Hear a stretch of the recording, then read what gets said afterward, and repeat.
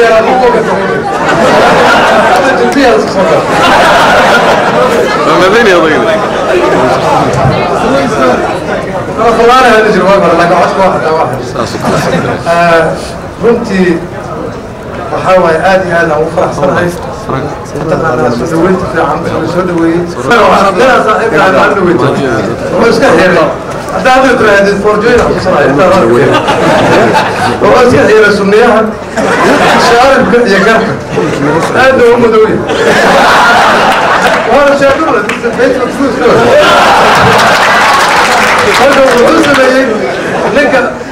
meel baan maqaayada safadhina waxaa nin uga bahay hees aydida daba joog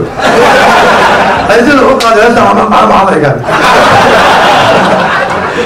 ani waxaa qaaday heesa waxaa ka aqaana xasaada sabata ninka odaga ah hees u qaaday marka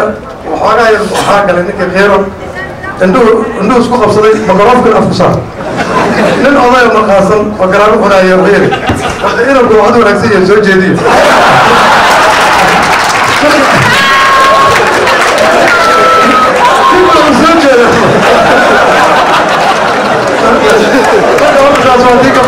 dad Soomaaliyeed aniga waddanka waxay ugu dambeysay ilaa 32 sano runtii mana rabo Mareykanka in ninba waxaa way ugu yiri waddan haddana waddanka ka tegin Faloobeen lagu suraya oo naas homa lagu geeyay marka runtii kuma tala jiro naas soo mid ay geeyay marka xamarna aniga xamar ka yahay Abdurrahman Yabro isma arag laakiin 1965 iskool hada aan dhigin jirnay asal ina hadda dadku sheegay marka iskoolku wuxuu ahaa iskool ijaar hatta dawladdu ma lahayn iskool wuxuu ku yaalay baan cagwey marka laga dhigtay dadka xamar yaqaan aan Xuseen Maalin gabdhaha ayaa ku dhigan jiray wiilashana waxay ku dhigan jireen iskool ka dambeeya marka second grade markaan ahaa ayaa iskool ka soo galay dhibaato waddanka jirta inay sheegaya dhalinyarada maanta joogtada opportunity haystaan u sheegaya iskuulkan ka soo daahay waxaa la yidhi kuraas ma lahan waa buuxaa iskuul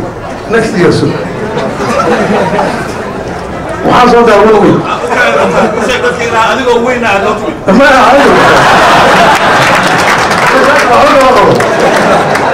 marka waxaa dhacay guriga ayaa kursi ka soo qaada kursiga waa dhigtaa marka galaas ku dhamaadana xaafiiska dhigtaa sheekaduna waxaan idin sheegaa dhalinyaradiina guryaha xamar waagaas nalku waa ku yaraa meel yaro dawladdu degantaa naalo lahayd maalihii maa taqaanaa waa bereyda kulli iyo faynuusaa la daarintay habeenkii faynuuska marka la shito habeenkii dhan lama macnaha oo lagu akhrisan karo haddana niman qaraabo ana gaalgacay ka yimaado ayaa guriga habeen kasta jeefa waxaan sameynaa lalalka jardiirada lalalka laamiga wax ku akhrisana dhalinyarada hadda laptop haystiin computer baa guriga yaalla nuur boqol buu leeyahay axmooli yaqaana aniga axmooli fadhi yarsa saaxiib nin yar baa naftiisa ilmahayga waxaa hadda mid aan dhalay oo sacuudi labaa sacuudi ka shaqaysa waxay ku dhasheen allaana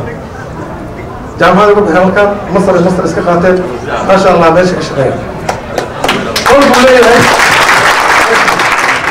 qol buu leeyahay waxaa weeye qolkiisa lama geli karo maaruun buu ku leeyahay ruunka ayaa ku siyaaday anigaba niman abdayaashaas arrinteeda ku seexay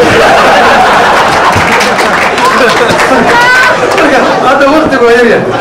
haddaan rabtiin macnaha joogtiskayga ayadoo dhamaystiran